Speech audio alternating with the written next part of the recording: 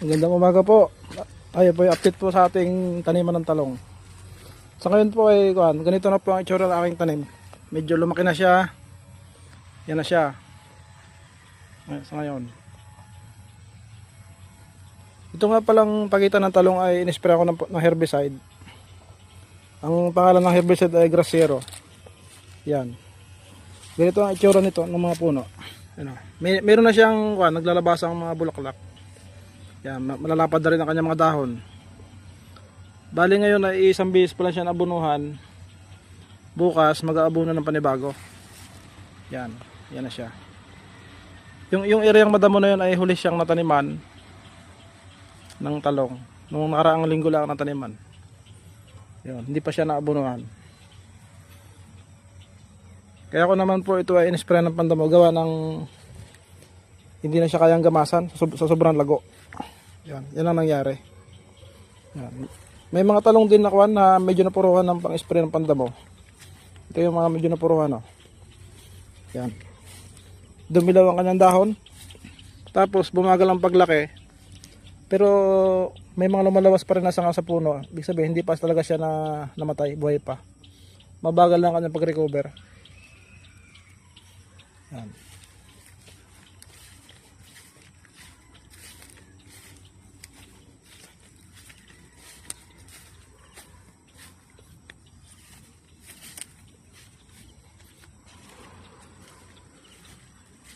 May mga tinanim akong talong na yung huli, yung kung tawagan ay hulip ito. Nung nag-spray ako ng pandamo, yung ibang hinulip ko ay madali namatay siya, hindi siya nabuhay. Gawa ng bagong lipat pala nakaamoy ng pandamo. Hindi agad siya nabuhay. Pero may mga nabuhay pa rin. Katulad nila, buhay siya pero hindi na siya lumaki. Ganito na siya. Nung itinanim ko, ganito ang itsura, ganito pa rin ang itsura hanggang ngayon. Bale ito ay na siya, may higit sa linggo na. Yan. Meron naman ditong linya na yung hindi ko na-spray ng pandamo. Ito siya, ito ay ginamas ko na lang. Hindi siya nabumbahan ng pandamo. Kaya kung makita mo ang talong ay berde siya. Hindi siya masyadong napektuhan ng pandamo. Yan o. Marami siyang mga sanga. Yan ang itsura niya. Bali madalang na ako makapasyal sa taniman dito. Gawa ng may pasok tayo sa trabaho. Yun, ngayon lang ako nakapasyal. Halos may 3 araw na. Yan. Pupuntahan natin yung bagong tanim.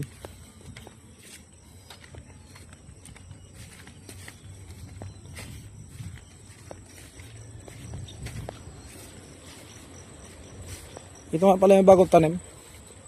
Yan o, marami siyang damo. Hindi kasi siya nabumbahan eh. Pero siya buhay na. Yan o, buhay na siya. Medyo berde na ang kanyang dahon.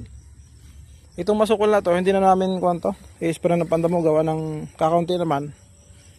Kaya na rin gamasan ito. Baka abutin ng mga 3 araw bago matapos. Pero naman, pa-utay-utay lang, kalakalating araw. Kami naman ay 2 na gumagamas. Yan. Saka ito pala yung mga saging na bagong tanim ko. Ito.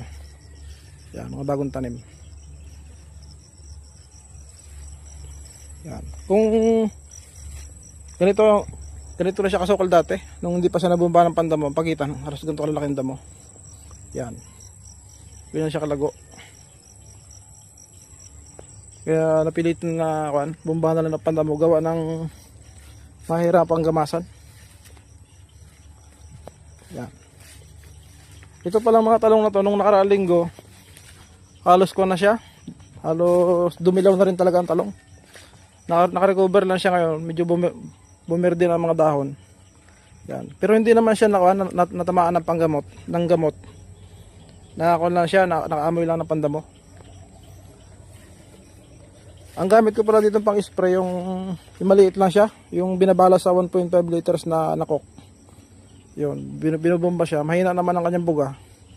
Kaya naiwasan ko yung talong na matamaan ng spray. Yan.